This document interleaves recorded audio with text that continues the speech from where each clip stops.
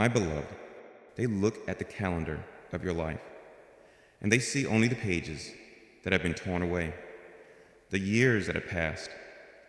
They see your peers moving forward, marrying, succeeding, building, achieving, and they see you, in their eyes, standing still in a quiet, forgotten corner. They have whispered, perhaps even to your face, with a tone of pity that stings more than any insult, that your moment has passed. They believe your train has left the station, and the greatest, heaviest weight of all, my child, is that in the secret and weary chambers of your heart, you have started to believe them. Discouragement has become your constant companion, a heavy, suffocating cloak you cannot seem to shake off. You feel late. You feel left behind. You look in the mirror, and you see the passage of time. And you fear that your best years, your most fervent passion, and the promises I whispered to you long ago have all expired. You feel that you have been disqualified by the simple, cruel march of time. But they are reading a story with the most important pages missing. They are looking at a clock that I, the Lord of all time, have not set. They measure your life by the world's frantic and unforgiving timeline. But I'm operating on a timeline of eternal grace and perfect purpose. So hear me now. Let my voice be the only one you hear where they see a missed moment. I see a meticulous and necessary preparation. Where they see an ending, I see the quiet, a holy prelude to your true beginning. Do not be discouraged by their assessment. Your time is coming. Before we speak of the glorious time that is to come, I must first sit with you in the pain of your present discouragement. I do not dismiss it. It is real. It is heavy. And you have carried it with a lonely courage for a very long time. I have seen the way your heart sinks when you scroll through the highlight reels of other lives. I have seen how each announcement of their breakthrough, their engagement, their success has felt like a small, sharp stone cast at your own heart. Their joy, which you once celebrated freely, has become a painful reminder of your own perceived lack. And you feel shame for the envy that rises in you. I see it all, and I do not condemn you for it. I have seen your unseen effort. I have seen you laboring in secret, praying when your spirit was dry, working when there was no motivation, trying with all your might to be faithful with the little you had. And yet, the great harvest has not come. You feel like a farmer who has tilled and sown and watered on barren ground, and your strength is failing. You are tired. You are not just spiritually discouraged. You are soul tired, bone weary from the long and seemingly fruitless fight against hopelessness. I remember the fire of your initial faith. I remember the certainty you once possessed that your breakthrough was just around the corner. But the years have been a slow, steady rain upon that fire. Now, it has dwindled to a fragile, flickering ember, and you spend most of your energy simply protecting it from the cold winds of doubt and the relentless downpour of delay. The battle is no longer for a great victory, but simply to keep the last ember of hope from being extinguished. When I say to you today, do not be discouraged. It is not a shallow rebuke. It is not a dismissal of your very real pain and weariness. It is a loving, powerful invitation. It is an invitation to lift your eyes from your own watch, which tells you that you are late. and to look into my eyes, which tell you with infinite love that you are perfectly, wonderfully, strategically on time. It is a call to align your weary feelings with my unshakable facts. You have conceived of your time as a fleeting window of opportunity, a train that could be, and you fear has been missed. But that is a human concept, born of scarcity, competition, and the fear of being left out. My concept of your time is entirely different. It is not a passing window. It is a divine appointment. It is not a train you can miss. It is a destination toward which I have been patiently guiding you all along. It is a kairos moment, a specific, sovereign intersection of your readiness and my opportunity that has been circled on my celestial calendar since before you were born. It cannot be missed. It can only be prepared for, and your entire life, especially this long season of discouragement, has been that preparation. They saw wasted years, but I saw a priceless investment. Every year you spent in the waiting, in the obscurity, in the struggle, you thought was being squandered. But I, the Lord of all things, was investing that time into the depth of your character. I was creating a richness, a humility, a wisdom, and a compassion in you that instant success could never, ever produce. You wanted a quick return, but I was cultivating an eternal treasure within you. They saw you being left behind, but I saw you being held back for a greater purpose. They saw you watching from the sidelines as others ran their races, but I was your loving coach, holding you at the starting gate, and not because you were slow, but because I was waiting for the perfect moment on the track of moment with less traffic. A moment when the conditions were perfect. A moment when a clear path would open up for you to run toward a victory far greater and more significant than the small preliminary heats they were winning. They saw an expired promise, but I saw a maturing vessel. They, and you, believed that my promises had a shelf life, and that yours had gone stale and been discarded. But I was not waiting for the promise to be ready. I was waiting for you to be ready. A promise as great as the one I have for you, if given to an unprepared and immature vessel, would be spilled and wasted. Worse, it would harm you. I was not withholding the promise from you. I was protecting you by painstakingly enlarging your capacity to hold it, to steward it, and to release it without it destroying you. Your feelings of discouragement are valid. They are the honest response of a heart that has hoped for a very long time. But they are not the truth. The ultimate truth is what I declare it to be. And I declare to you today that your story is not over.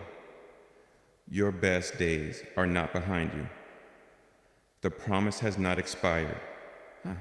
The moment has not been missed. Do not be discouraged. Your time is coming. And to understand why your time is still to come, and why it will arrive with such precision and power, you must first understand the nature of the one who controls it. You must understand that I am the Lord of your timeline. You have lived for so long under the oppressive tyranny of the clock and the calendar. You have measured your worth against the passing of days, the turning of months, the relentless accumulation of years. And this has been the primary source of your deep discouragement. You feel that time is your enemy, a river that is sweeping you further and further away from the shores of your dreams. But today, I must call you to lift your eyes higher. You must come to understand that the clock you fear is a small, temporary, man-made thing. I am the creator of time itself. I am the uncreated one who spoke days and seasons into existence. I am the Lord of your timeline. To you, in your beautiful and finite human experience, time feels painfully linear. It is a one-way street. You see the past as a sealed country to which you can never return, and the future as a dwindling and uncertain territory. You experience time as a finite resource that is slipping through your fingers, a currency you're spending every day with a little to show in return. This perception is natural. It is part of your earthly reality, but it is not the ultimate reality, for I do not exist in time as you do. I stand outside of it. I hold all of your moments, your painful past, your confusing present, and your glorious future in the palm of my hand at once, like a single, perfect, completed tapestry. I see every thread simultaneously. I see how the dark, sorrowful threads of your past disappointments are absolutely essential to accentuate the brilliant, golden threads of your coming vindication. What feels to you like a long, tangled, and wasted section of thread your season of waiting is, from my eternal perspective, a crucial and perfectly placed block of color that gives the entire masterpiece its depth and meaning. And you must embed this truth deep within your spirit. My clock does not run on your fear. Your anxiety does not speed up my process by a single second. Your frantic, soul-wearying striving does not impress me or force my hand. My timeline for your life is not dictated by your panic, but by my perfect purpose. My clock is not wound by the frantic energy of human expectation, but by the slow, deliberate, and unstoppable rhythm of divine love. It runs on wisdom, on mercy, and on a perfect, unhurried knowledge of all things. You mourn what you call your wasted years. Let me speak a word of liberation into your heart today in my kingdom's economy, for a soul that has been surrendered to me. There's no such thing as wasted time. Every moment you thought was squandered, I was redeeming. Every year you spent wandering in the wilderness, feeling lost and forgotten, I was using that time to teach you lessons about survival, dependence, and my faithfulness that you could never have learned in the comfort of the promised land. Every prayer you uttered that you thought evaporated into the ceiling, I have collected as fragrant incense in the golden bowls of heaven. Every tear you cried in frustration, I have stored as precious water to irrigate the garden of your future. Nothing, not a single second, has been wasted. Everything is an ingredient. Everything will be used. Think of your life as a grand symphony that I am composing and conducting. For a long time, you have only been able to hear your own instrument section, and your part has been to hold a single, long, and often lonely note. It has felt monotonous, boring, and pointless. You have listened to the other, more exciting sections of the orchestra, the soaring strings of circumstance, the triumphant brass of other people's victories, the joyful woodwinds of their answered prayers, and you have wondered, Maestro, when does my part begin? When do I get to play the beautiful melody you promised me? You do not understand that your long, sustained note has been the foundational drone. the very key center over which all the other beautiful harmonies have been built. Your steadfastness in the waiting has been the necessary prelude, the slow and mournful adagio that is required to create the dramatic tension and emotional depth for the magnificent and triumphant allegro that is your coming season. To have brought your glorious melody in too early would have created a jarring dissonance, not a beautiful harmony. I, the maestro, know the precise beat upon which your theme is to enter, or think of me as the master weaver. And your life is the great tapestry upon my loom. From your vantage point, you see only the underside of the work. It is a chaotic mess of knotted threads, dangling ends, and random patches of color. It makes no sense. It looks like a series of mistakes, a project gone horribly wrong. But as I work, see the top side, I see the glorious, intricate, and coherent image that is emerging. I see the face of a king, the landscape of a kingdom, the beauty of a new creation. You must trust me. You must believe that the confusing knots and the seemingly random threads on your side are absolutely essential for the breathtaking beauty that I am weaving on mine. I know that you look at the tapestries of others and ask me, why was their prelude so short? Why was the underside of their life so much neater? Why did their glorious pattern emerge so quickly? You are comparing my unique compositions. I am not weaving a simple geometric pattern with your life, as I may be with others, with you. I am weaving a story filled with nuance, with depth, with complex characters, and a plot that will astound the heavens. The depth and complexity of the final image I am creating through you required a longer and more complex process. The length of your waiting is directly proportional to the glory of your destiny. Do not envy the simple pattern of another when I'm creating a wonder with your life. Therefore, your great spiritual work in this season is to let go of the timeline. You must release your white-knuckle grip on your own schedule, your own list of when things should have happened. Your job is not to be the conductor. Your job is to be the instrument, resting in the hands of the maestro and trusting that he knows when to bring you in. Your job is not to understand the entire pattern of the tapestry. Your job is to remain a pliable and trusting thread in the hands of the master weaver. Trust my timing. It is perfect. It is driven by a love for you that is ferocious and pure. It is infallible. The long, slow, and often painful movement of your life symphony is about to give way to a sudden and glorious change in tempo that will take your breath away. Trust me, the next movement is about to begin.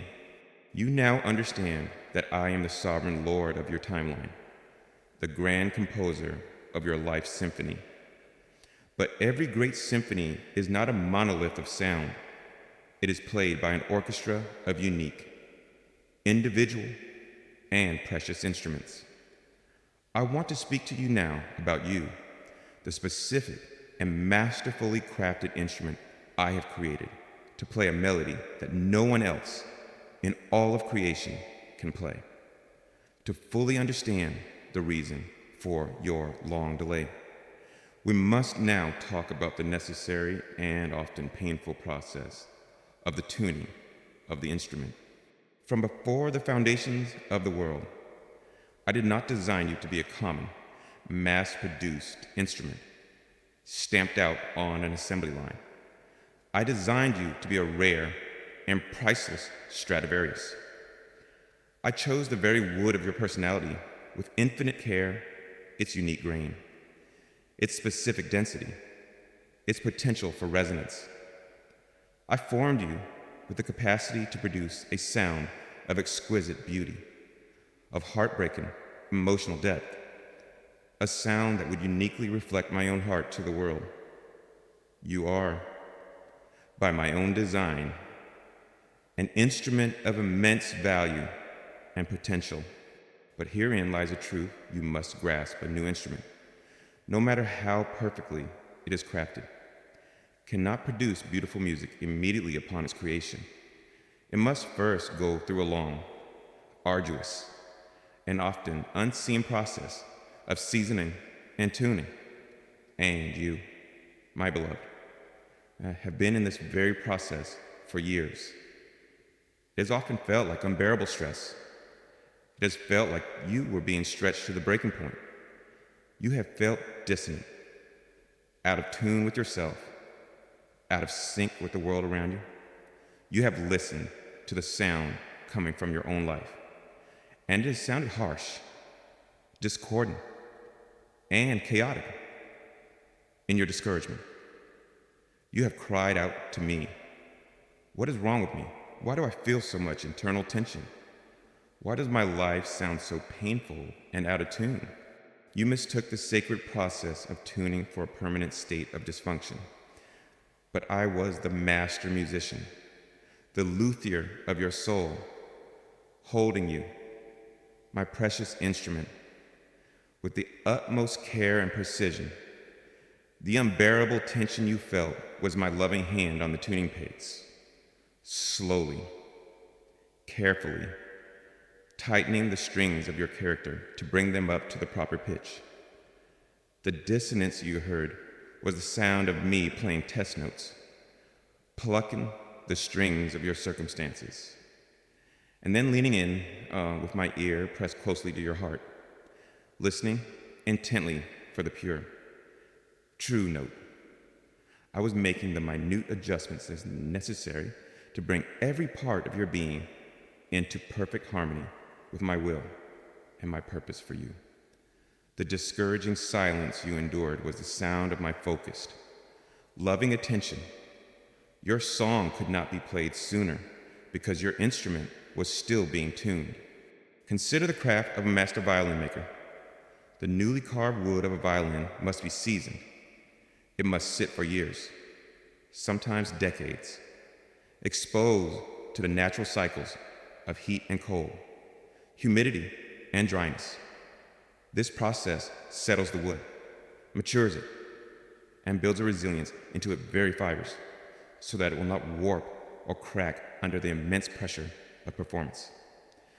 Your years in the wilderness, the seasons of emotional highs and lows, the exposure to both the warmth of community and the cold of isolation.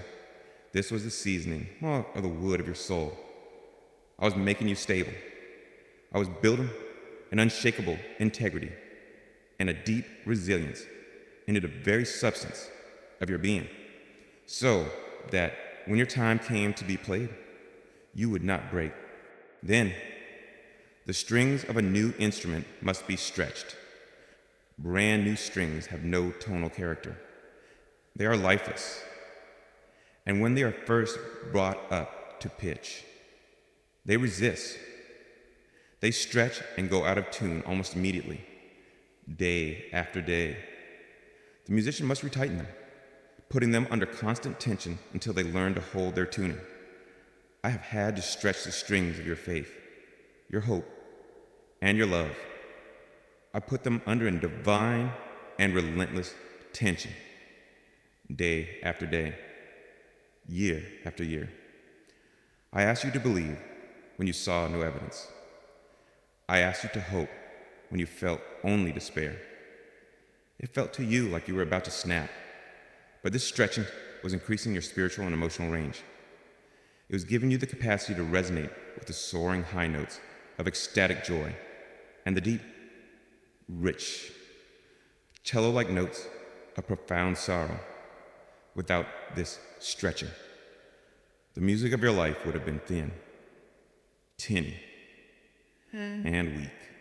Now, it will be full of rich and complex overtones. And the most meticulous work of all is bringing each string to its perfect pitch. This was the deep, internal work I have been doing in your heart. I had to tune the strings of your ambition away from the note of self-glory and into perfect harmony with the note of my purpose. I had to tune the string of your desires away from the flat note of worldly comfort and into the poor note of my will. I had to tune the string of your thoughts away from the dissonant chord of fear and anxiety and into the clear, resonant note of my truth. This required countless small, almost imperceptible adjustments. Sometimes a situation would tighten the string too much, and I would have to gently loosen it with a touch of grace. Sometimes a disappointment would cause a string to go flat, and I would have to carefully bring it back up to pitch. This is why your journey has felt so confusing and full of micro adjustments. My ear was pressed closely to you, listening for the pure, true, and resonant chord of a life fully surrendered and in tune with its creator. A musician cannot tune their precious instrument in a noisy, crowded room. The cacophony would make it impossible to hear the subtle frequencies. I had to bring you into the soundproof tuning room of obscurity. I had to quiet the other noises in your life, the noise of public opinion, the noise of too much activity, the noise of lesser ambitions. The silence was necessary so that I could hear the subtle vibrations of your soul without any interference. What would have happened if I had asked you to step onto the great stage of your destiny and play your solo before you were properly seasoned and tuned? The result would have been a catastrophe. The sound would have been jarring, screeching, and painful to the ears. The beautiful music I wrote for you would have been dishonored. You, the instrument, would have been perceived as flawed and poorly made. It would have brought you not glory, but shame. My refusal to let you play sooner was not a punishment. It was an act of profound love, protecting both the sacred music and you, the precious instrument through which it will be played. But now, my beloved instrument, the long, arduous, and hidden process of tuning is complete. The wood is fully seasoned. The strings hold their pitch with a steady, confident strength. The dissonance has resolved into a beautiful and complex harmony. And I, the master musician, now place the bow of my spirit upon the strings of your life. And for the first time, the note that sounds forth is pure. It is true. It is resonant. And is perfectly in harmony with the symphony of heaven.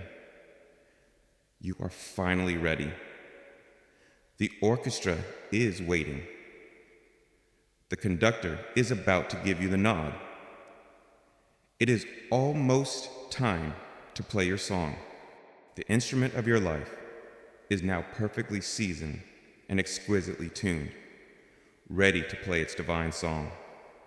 But we must now speak more of the room in which this meticulous tuning took place.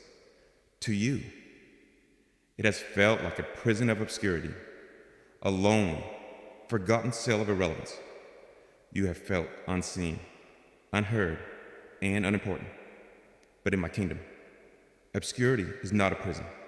It is a prestigious and highly selective school, and only my most promising students are enrolled for its full curriculum. You, my child, have been a student in the school of obscurity for a very long time, and the lessons you have learned there have made you powerful beyond your current understanding. I know the deep, human ache of being unseen. I created you with a desire for your life to matter, for your existence to be noticed, for your light to be seen.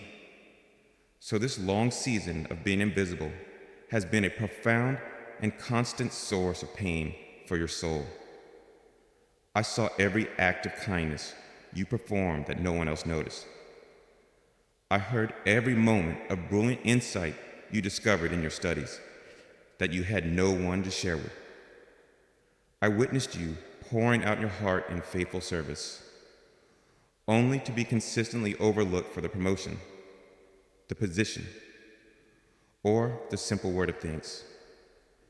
You have felt like a lamp lit in an empty room, and in your discouragement, you have cried out, "What is the point of my light if no one ever sees it?"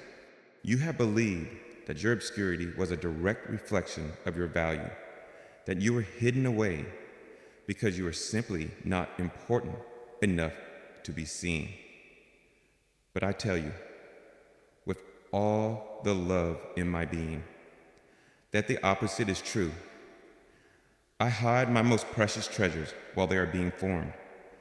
Obscurity is a secret training ground for all true and lasting greatness. Its curriculum is demanding.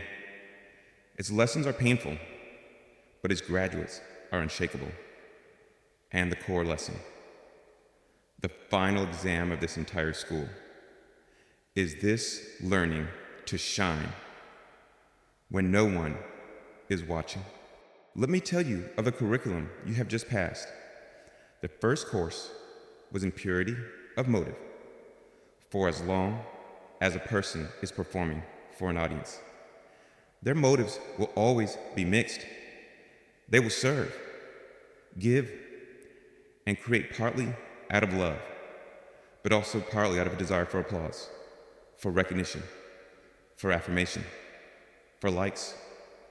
But in the stark, silent classroom of obscurity, there's no audience but me, with no one to impress, with no possibility of earthly reward. You were forced to confront the true, unvarnished motives of your own heart. You had to learn to do the right thing simply because it was the right thing. You learned to serve when there was no thank you. You learned to create beauty that no one would see. You learned to be faithful in the small, unseen things. This process has purified your heart with a fire that 1,000 public successes never could have. You now know how to act for my glory alone. The second and most vital course was finding your worth in my gaze. The world bestows value based on visibility, on status, on followers, on external markers of success. To be seen by the world is to be valuable. To be hidden is to be worthless. In the silence and hiddenness of your long season, when all the world's applause faded to nothing, when you received no external validation for your existence, you were forced to find your sense of worth in one place and one place alone, my loving gaze upon you. You had to learn in your very bones that you are infinitely valuable, not because of what you do, but because of whose you are. You are my child. That is your identity. That is your value. And it is absolute, unchanging, and not up for debate. This is the single most liberating lesson a human soul can ever learn, and it can almost only be learned in the crucible of obscurity.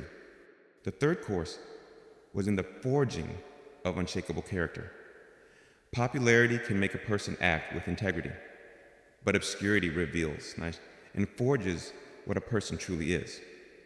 Character is who you are in the dark, when you think no one is watching. And I was always watching. I saw you choose forgiveness when you could have chosen bitterness, and no one would have blamed you. I saw you choose honesty when a small lie would have made your life so much easier. I saw you choose to bless those who cursed you. Each of these secret, unseen choices was another steel thread I was weaving into the fabric of your character. You are not just acting with integrity now. You are a person of integrity. Your character is not a performance. It is your very substance. And it has been forged and proven in the fires of the hidden place. Finally, you took the most advanced course, freedom from the addiction to affirmation. Be assured of this, my child, the applause of man is a powerful and intoxicating drug. Had I made you famous or successful too early, before you had completed this curriculum, you would have become an addict. You would have needed a bigger hit of praise, a larger dose of public approval to feel alive and validated. Your life would have been a frantic and exhausting dance, trying to please an ever-shifting audience. I kept you in the school of obscurity to break that addiction before it ever fully formed. I was setting you free from the tyranny of public opinion. I was making you so whole in my love that you would never be a slave to the approval or disapproval of others. Look at those who are thrust into the spotlight too soon. Their character has not been forged in secret, and so they often collapse under the weight of public scrutiny. Their impure motives are exposed for all to see. They become desperate puppets of their own audience. I love you far too much to have ever allowed that for you. The long, painful, and often lonely education in the school of obscurity was my precious gift of protection to you. But every school has a graduation day. The lessons have been learned. The final exams of motive and identity have been passed with the highest honors. Your character is now solid. You no longer need the silence and the shadows of the schoolroom, because you have learned to carry the quiet of the sanctuary within your own heart. You are no longer dependent on the external environment, because your internal reality is now fixed in me. And so, the doors of the school are now swinging open. You are not just being released, you are graduating. And you will step out into the light of your appointed time, not as a needy, anxious performer, desperately seeking applause. You will emerge as a centered, powerful, and humble being, ready to shine, not because you need to be seen, but because you cannot help it. You are ready to shine, not for your own glory, but for mine. You have graduated with honors from the school of obscurity. The precious instrument of your life has been seasoned and tuned. You now understand the deep, internal work that I was accomplishing in you during your long season of waiting. But you must also understand the vast, intricate, and invisible work I was doing for you in the world all around you. While you felt that your life was not only stalled, but also chaotic, I was busy in the heavens, orchestrating the cosmos and aligning the stars for your destiny. To your human perspective, the events of your past years have seemed random, disconnected, and often cruel. A relationship that you treasured ended abruptly. A job opportunity that seemed certain vanished without explanation. A person you relied on moved away. A financial setback appeared out of nowhere.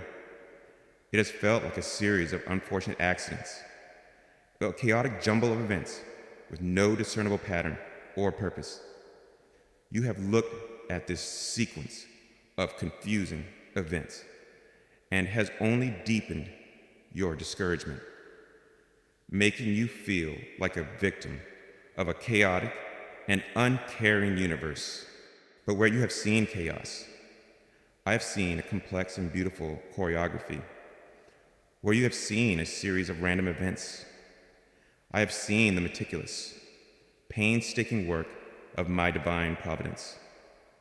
You must lift your eyes from the earth and look to the heavens. I am the great astronomer who calls every star by name and sets every planet in its precise orbit. Your time that is coming is not just a simple moment on a clock. It is a rare and perfect celestial alignment, a great conjunction in the spiritual realm. And I have been lovingly and patiently moving all the pieces of your personal universe into place for years. You saw chaos. I was conducting the cosmos on your behalf. Let me reveal to you the nature of my providence in your perceived chaos. I have been moving the people in your life like planets. That person who walked away, whose departure left a gaping wound in your heart, I moved them with my perfect foresight. I saw that their orbit was destined to collide with your future, throwing you off the course I had set for you. Their influence would have become a gravitational pull away from your true purpose. So, in an act of fierce, protective mercy, I moved them out of your solar system to preserve your destiny. You felt the pain of their absence, but you were spared the catastrophe of their continued presence. And what of that new friend who seemed to appear out of nowhere? At just the right moment, I moved them into your orbit. I calculated their trajectory to intersect with yours at the precise time you needed the comfort, the encouragement, the wisdom, or the divine connection they carried. I have been the sovereign conductor of your relational universe. I have been closing doors to protect you from unseen asteroids. Every door that slammed shut in your face. Every opportunity that seemed perfect but suddenly evaporated was my hand of protection. You stood before the closed door and felt the sting of rejection and failure. But from my vantage point, I saw a stray asteroid, a destructive force disguised as an opportunity, hurtling toward you. I saw the hidden dysfunction in that company, the dangerous character flaw in that potential partner, the trap hidden within that perfect situation. And I placed my own body, my own authority, in the way to block it.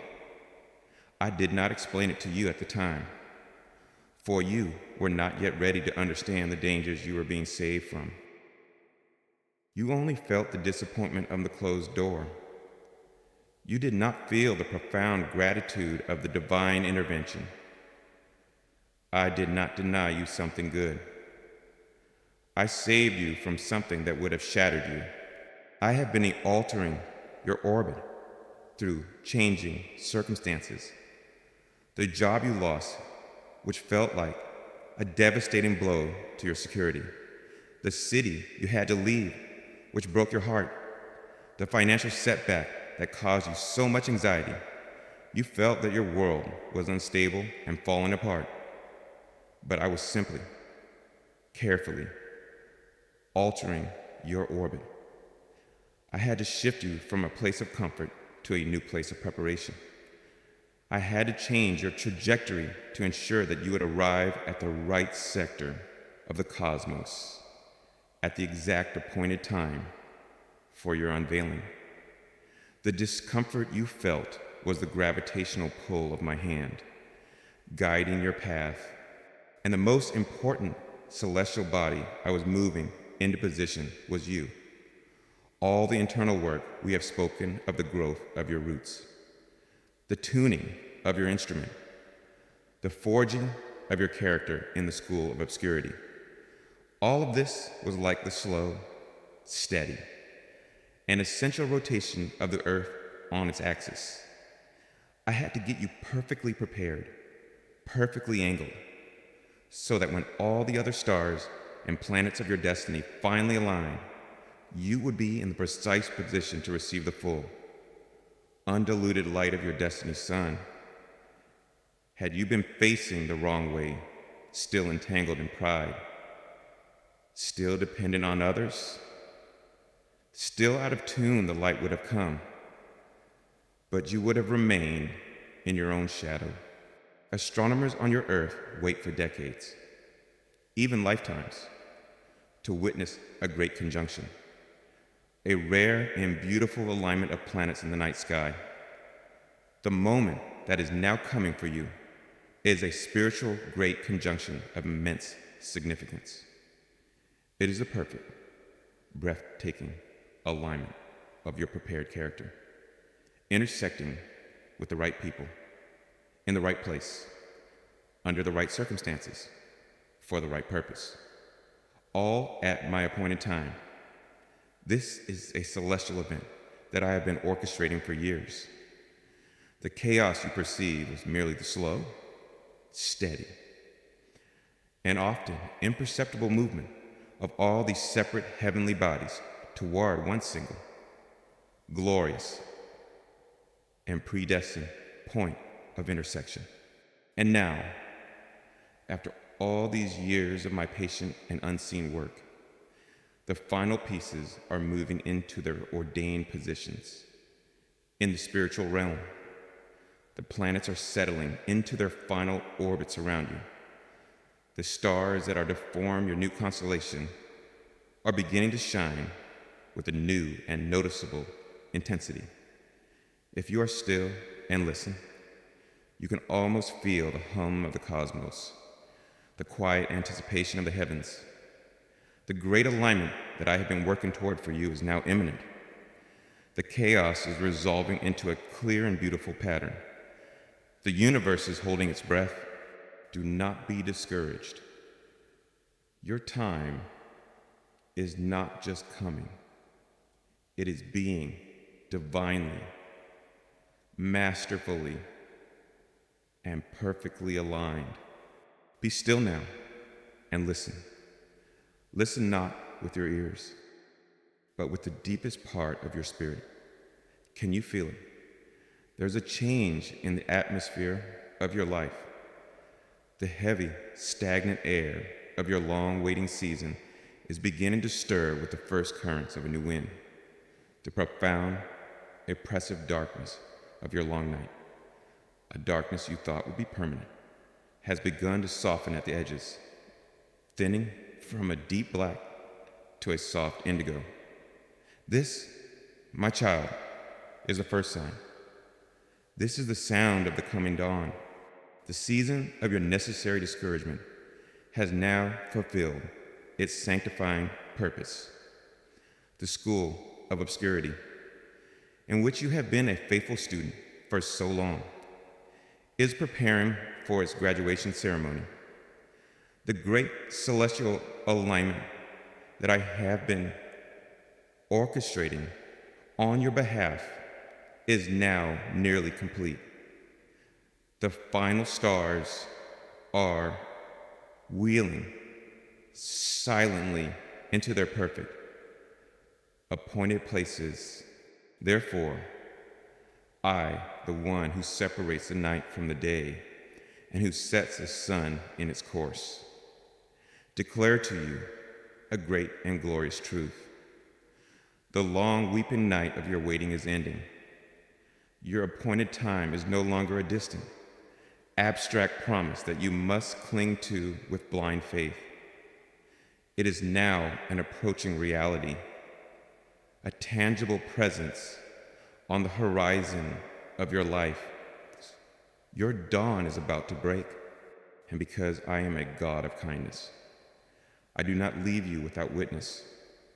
I am giving you signs, subtle but real, that your season is changing.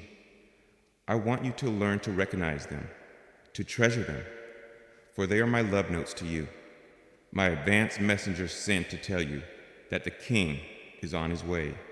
The first sign is a stirring of a new and unfamiliar hope. For a very long time, hope has been a discipline for you, a choice, a battle. You have had to fight for it, to contend for it, to manufacture it from the thin threads of memory and promise. But lately, have you not felt something different? A new kind of hope, one that you did not create, rising in your spirit at odd and unexpected moments. It is a quiet, unexplainable optimism, a gentle warmth in your soul that you cannot trace to any outward circumstance. Do not dismiss this. This is not your own willpower. This is the first, faint rays of your coming dawn, touching the frozen landscape of your heart. The second sign is the arrival of a holy restlessness. You had, in many ways, grown accustomed to your waiting. You had adapted to the quiet. You had made a strange sort of peace with the disappointment. But now, you feel a new and holy dissatisfaction. The old hiding places, the old routines, the old comforts that once felt safe now feel small and confining.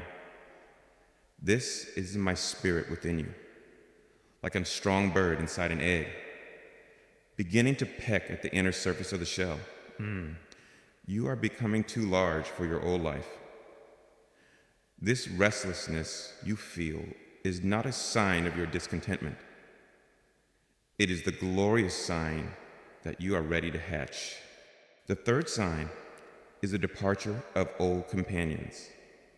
Look around you and notice how certain things that were your constant companions in the long night are beginning to lose their hold on you and fade away. Certain relationships that were rooted only in your old, wounded identity are effortlessly drifting away.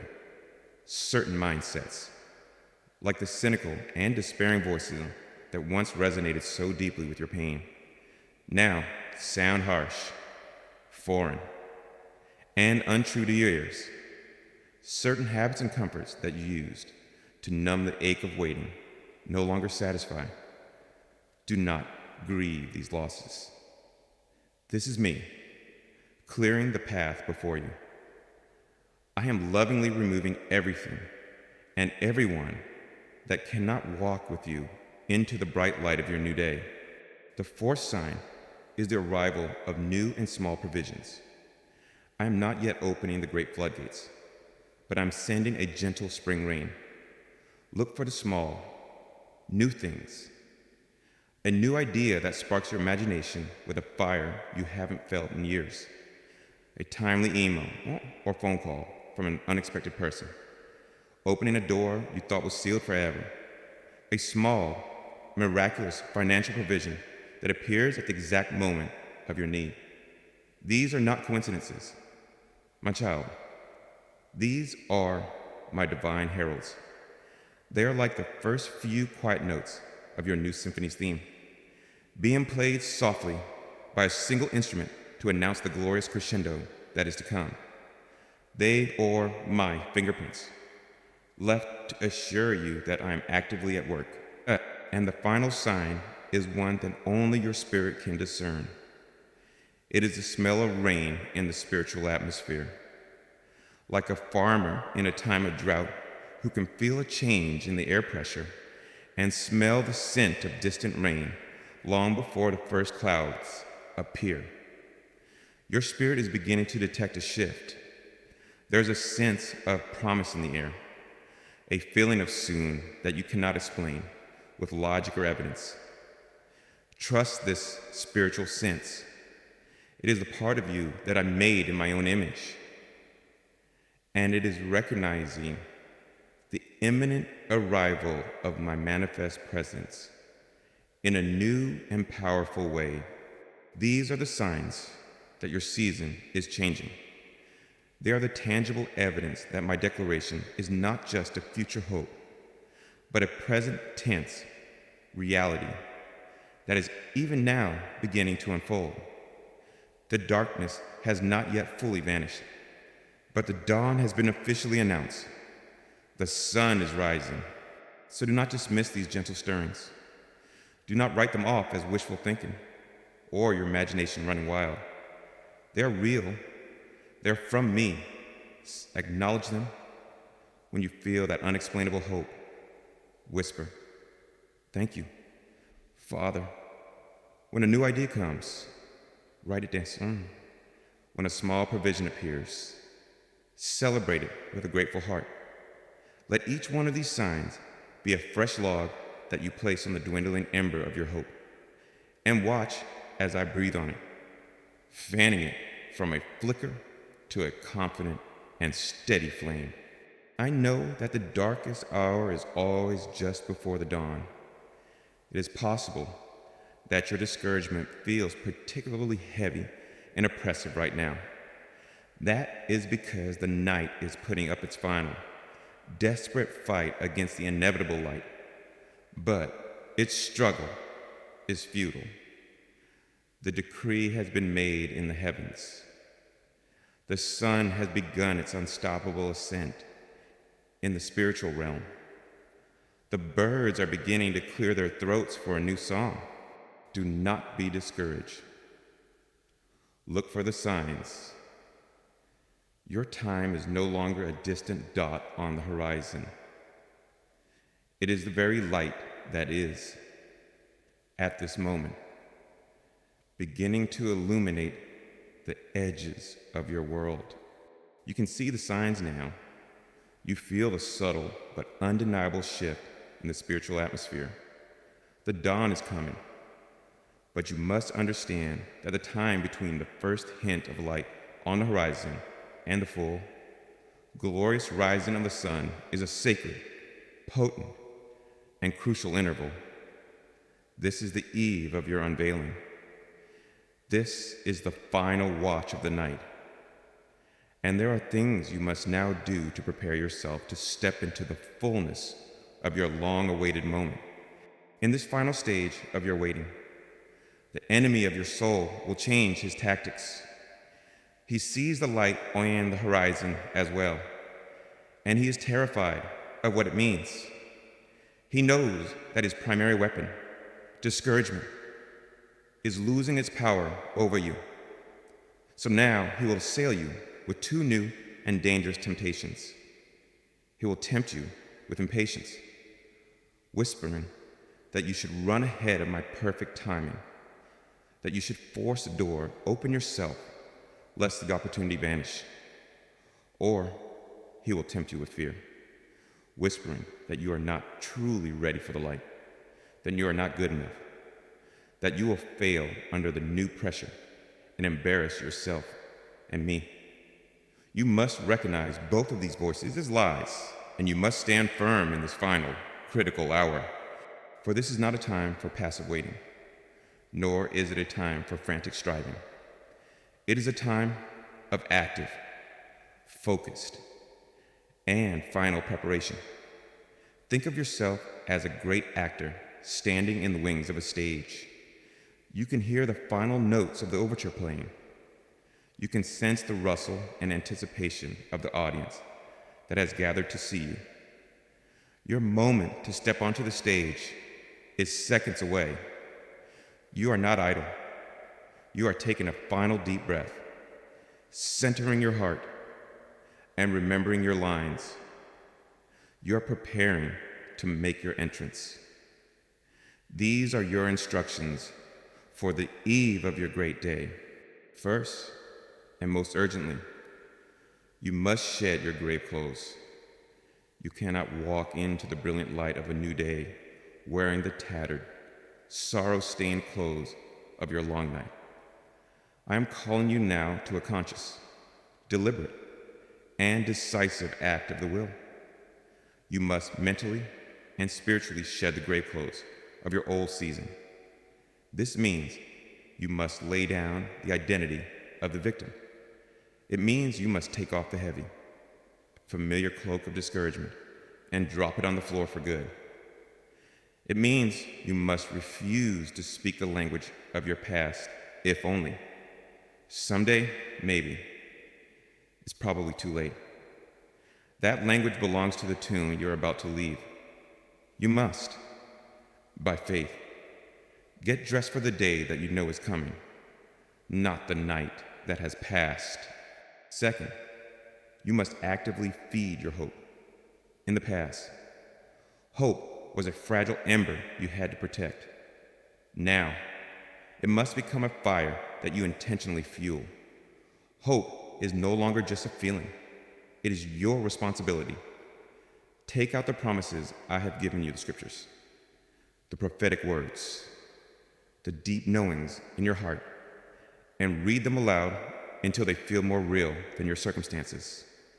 Recount and remember my past faithfulness, both in your own life and the lives of others. Surround yourself with voices of faith, hope, and victory. You must intentionally starve your doubts and feed your hopes until they are strong, robust, and roaring, ready to consume any last-minute fear that may arise. Third, you must practice stillness and listen intently. The final command for me to go is very, very near, but it will likely be a whisper, not a shout. It will be a gentle nudge, not a violent shove. Therefore, your most important preparation is to quiet your own soul. Intentionally minimize the distractions of the world for this short season. Turn off the noise. Spend time simply being in my presence, not with a long list of desperate requests, but with your spiritual ears wide open and attentive. Be like a runner in the starting blocks, perfectly still, every muscle poised, not moving, but ready to explode with movement at the slightest sound of the starting gun. Your sensitivity to my quiet voice is paramount right now. Fourth, you must forgive your past and release its weight. You cannot step freely and powerfully into your future if you are dragging the chains of past resentments. The time has come to release them all. This includes, finally, fully forgiving every person who hurt, misunderstood, or overlooked you during your long waiting season. Release them from the debt they owe you. I will be their judge. But even more importantly, you must forgive yourself. Forgive yourself for your moments of doubt, for your fits of anger, for the times your faith wavered, and most of all, you must fully receive my total, absolute forgiveness and cleansing. I'm wiping the slate clean. I am removing every stain of condemnation so that you can step into your glorious moment, pure, light, and unburdened. Finally, you must prepare to receive a new identity. For years, perhaps for decades, you have known yourself as the one who is waiting. It has, in a subtle way, become your core identity. That identity is about to be taken from you, and it may feel like a strange kind of loss. You must prepare your heart to receive a new name, a new identity, the one who is walking in promise, the one whose time has finally come. This will feel unfamiliar at first. You must be ready to embrace this new name and let the old one go. You are no longer to be defined by your struggle, but by the victory I am giving you. Think of this as the night before a great and certain victory. It is the time for sharpening your sword, which is my word. It is a time for polishing your armor, which is your faith. It is a time for studying the battle plan, which is my promises for your life. It is not a time for fear or for reminiscing about past defeats. It is a time of quiet, confident, focused, and joyful preparation. Everything in your life, every tear, every prayer, every choice, every moment of faithful endurance in a face of despair has been a step leading you to this very threshold. And now you're standing right before the door of your destiny. The preparations are almost complete. Your heart is being filled with a holy anticipation. Be still now. Listen. Can you hear it? It is the sound of my hand on the other side of the door, turning the golden handle. Get ready. You now stand at the threshold. You have shed the grave clothes of your past. You have fed your hope into a confident flame, and you are listening with a quiet and attentive heart. You are prepared. But I know the final, most persistent whisper of fear that can haunt a human soul in this sacred moment. After all the waiting, all the preparation, all the promises, the heart can still tremble and ask, but what if I miss him? What if I am not ready enough? What if, after all this, God is late? What if he forgets the appointment? So, before I open this door for you, I must silence that final fear forever. I will seal all that I have promised you with an unbreakable, eternal covenant that you can stand upon for the rest of your days.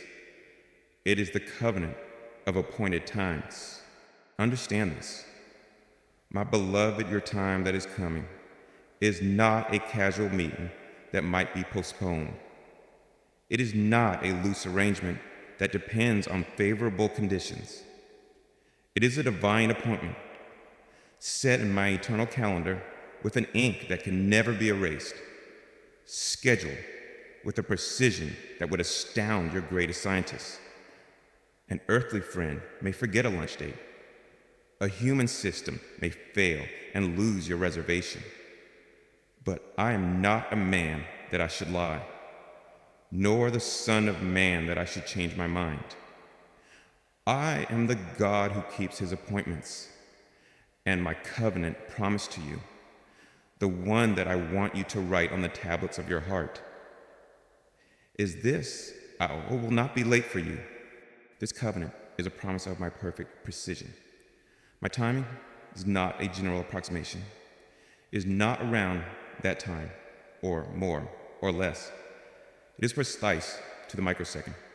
For years, I have been orchestrating all of history, all of nature, and all the minute circumstances of your life to converge at this single, exact, perfect moment.